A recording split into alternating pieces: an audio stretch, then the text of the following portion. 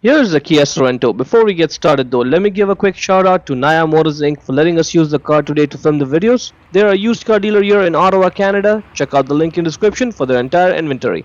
Now the bulb is right over there. The way to access it, first you open up the hatch and there's no way to access it from inside. We have to get the light out. And the light is held in place by those two screws right over there, and you'll need a Phillips head screwdriver to get the screws out. Let's go ahead and start twisting it left and get the screws out. Keep them somewhere safe. Do not lose them. Now just hold the light the way I'm holding and pull it out in like sort of like a peeling out fashion, as if you're peeling the light out. And that'll get it out of the body. Now that orange bulb holder, that's the one for the turn signal, but first we have to get those wires out of that hook. So get it out so that way we have more play to work around there.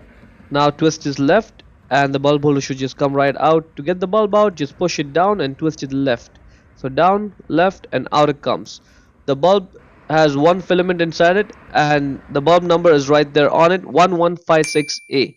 A is for the amber color. Again, 1156A. Get the new bulb, put it back in the bulb holder, push it down and twist it right to lock it in place. Now when you put the bulb holder back in the light, you have to make sure that it just drops in.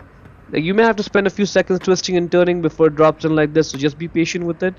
And when it drops in, twist it right to lock it in place, and that is good.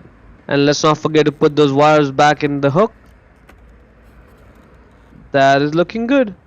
Now let's reposition this light and let's focus on those two alignment pins. Those ones right over there. Yeah, as long as the pins are going in the holes, we're good. Getting aligned, give it a push, and that's good. Now it's aligned.